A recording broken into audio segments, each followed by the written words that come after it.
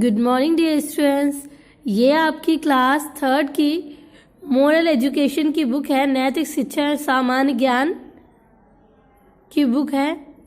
जैसा आप लोगों को पता है, इसका जो 7 चैप्टर था वो हमने रीड कराया था, बट ये कंप्लीट नहीं हुआ था, तो उसका नेक्स्ट पार्ट, ये इसका नेक्स्ट पार्ट है। आज हम इससे कंप्लीट करेंगे। एंड ये जो स्टोरी है पराक्रमी प्रताप, पराक्रमी मीन्स होता है शूर, बलवान, वीर, ताकतवर, त्यागी, वीरता, मतलब कि इस टाइप के जो राजा थे, मतलब महाराणा प्रताप के बारे में ये स्टोरी है। तो हमने यहाँ तक रीड किया था कि महाराणा प्रताप मतलब बहुत ज़्यादा महापुरुषों में से एक हैं, जिन्होंने मतलब हमारे देश का गौरव बढ़ाया है। और उनकी और अकबर सम्राट की लड़ाई होती है, जिसमें महाराणा प्रताप की मतलब हार होती है और अकबर बादशाह इसमें मतलब जीत जाते हैं।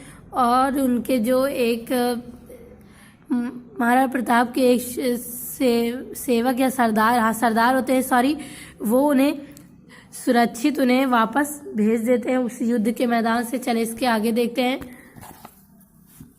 महाराणा प्रताप अपने साथियों और परिवार के सदस्यों के साथ घने जंगल वाली पहाड़ियों में जा छिपे। मतलब कि महाराणा प्रताप जो थे वो अपने साथियों के साथ, अपने साथियों और परिवार के सदस्य, मतलब अपने परिवार के सारे जितने भी परिवार में उनके सदस्य थे, उनके साथ एक घने जंगल में जाकर पहाड़ियों में छिप जाते हैं। उन्हें तथा उनके परिवार को घास की रोटियां खानी पड़ी, परंतु उन्होंने अकबर की अधीनता स्वीकार नहीं की। मतलब कि उनको जंगल में, वैसे तो सभी जानते हैं जंगल में क्या ही चीज़ें बहुत सी मिलती ही है, तो उनको और उनके सैनिकों को, उनके परिवार वालों को सबको घास की रोटियां खानी पड़ती हैं।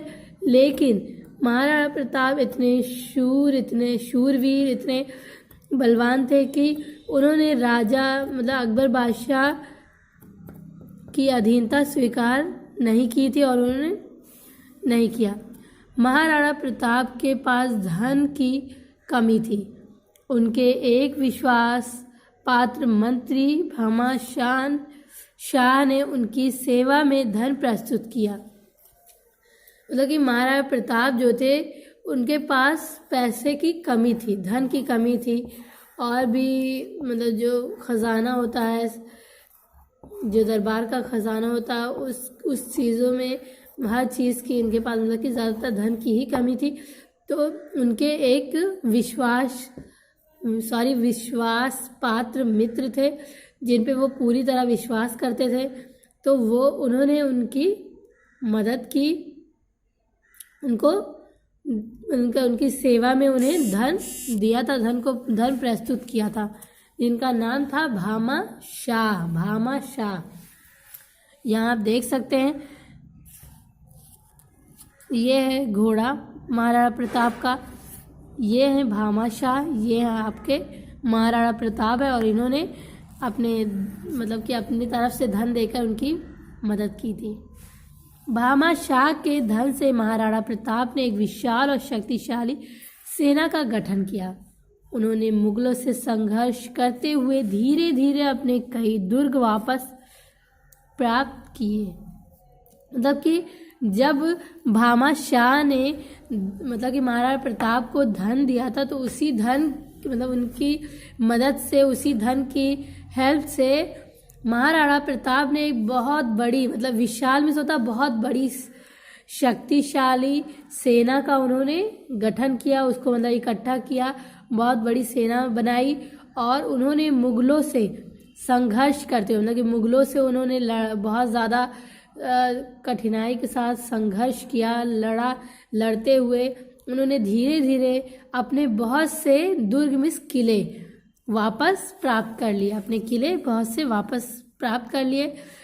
इस प्रकार उन्होंने कुछ दुर्गों को छोड़कर अपने शेष राज्य पर पुनः अधिकार कर लिया। मतलब कि बहुत बार ऐसा हुआ कि उन्होंने धीरे धीरे करके बहुत सारे किले, बहुत सारे दुर्ग में होता है किला, बहुत सारे किले अपने पास कर लिए। लेकिन बहुत बार ऐसा हुआ कि उन्होंने अपने कुछ किले छोड़कर अपने और भी जो राज्य थे उन पर दोबारा अधिकार प्राप्त कर लिया।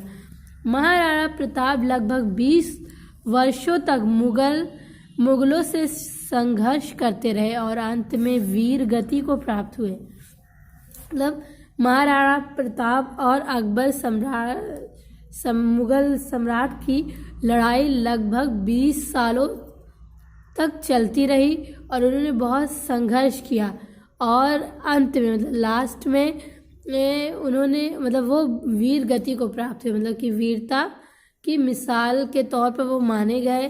भारत के इतिहास में महाराणा प्रताप का नाम सदैव अमर रहेगा। मतलब कि भारत के इतिहास में महाराणा प्रताप का नाम हमेशा लिया जाता है अमर के रूप में। शहीदों में उनका अमर होने के भारत में उनका अमर लोगों में नाम जोड़ा जाता है, लिया जाता है। महाराणा प्रताप एक महान देशभक्त थे। स्वाभिमान उनमें कूट कूट कर भरा हुआ था।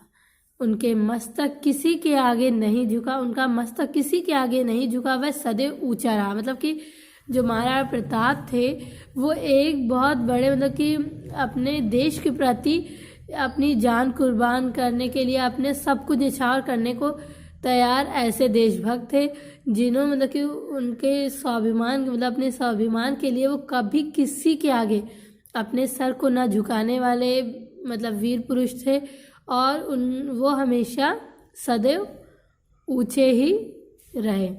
कभी उन्होंने किसी के आगे अपने सर नहीं झुकाए, वो हमेशा ऊंचे रहे।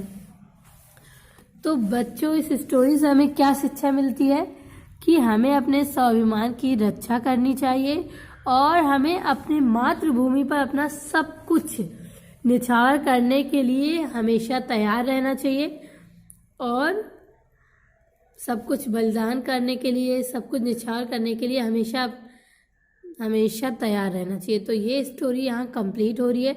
महाराणा प्रताप की तरह आप बने वीर, शूरवीर, बलवान, शक्तिशाली, त्यागी, जो दूसरों के लिए अपने देश पे सब कुछ न्यौछावर करने को तैयार थे। इस तरह आप बनिए और ये चैप्टर आप अच्छे से रीड करिए एंड अंडरस्टैंड करिए।